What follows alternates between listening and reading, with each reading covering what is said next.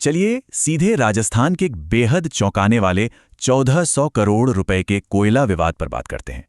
जी हाँ, 1400 करोड़ रुपए, यही वो भारी भरकम रकम है जिसके इर्द गिर्द ये पूरा रहस्य घूम रहा है।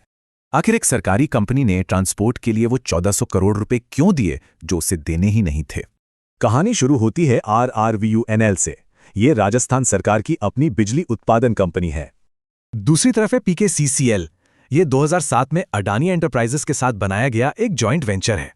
दिलचस्प बात यह है कि इस जॉइंट वेंचर का 74% कंट्रोल सीधे तौर पर अडानी ग्रुप के पास है।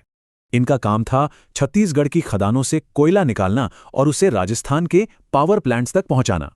कॉन्ट्रैक्ट के मुताबिक PKCCL को रेलवे लाइन बिछानी थी, लेकिन असल में सारा कोयला सड़क के रास्ते आया। और सबसे बड़ी हैरानी की बात, सरकारी कंपनी RRVUNL ने इस सड़क ट्रांसपोर्ट का 1400 करोड़ का बिल भर दिया। इतनी बड़ी रकम चुकाने के बावजूद सरकारी कंपनी बिल्कुल चुप रही। उन्होंने कोई शिकायत तक दर्ज नहीं की। तो सोचने वाली बात है, इस 1400 करोड़ के खेल की भनक जयपुर कोर्ट को आखिर लगी कैसे?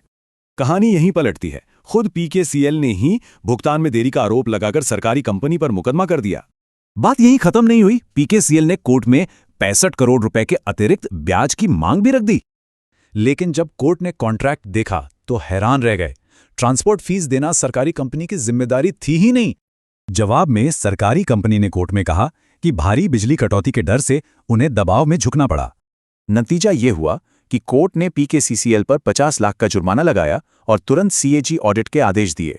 लेकिन इसके बाद PKCCL ने तुरंत अपील की और फिलहाल राजस्थान हाई कोर्ट से इस फैसले पर स्टे ले लिया है। जब जनता का पैसा ऐसे इस्तेमाल हो तो ऐसी पब्लिक प्राइवेट पार्टनरशिप की असल कीमत पर गंभीर सवाल उठते हैं। लेकिन रुकिए, पैसों के अलावा इस कहानी का एक और बेहद गंभीर पहलू है। इसका सीधा असर हमारे पर्यावरण पर। इन कोयला खदानों के लिए हसदेव जंगल में करीब 4.5 लाख पेड़ काटने की अनुमति दे दी गई है। लुटते पैसे और कटते जंगल, आखिर इन नई खदानों और विकास के दावों की असली कीमत चुका कौन रहा है?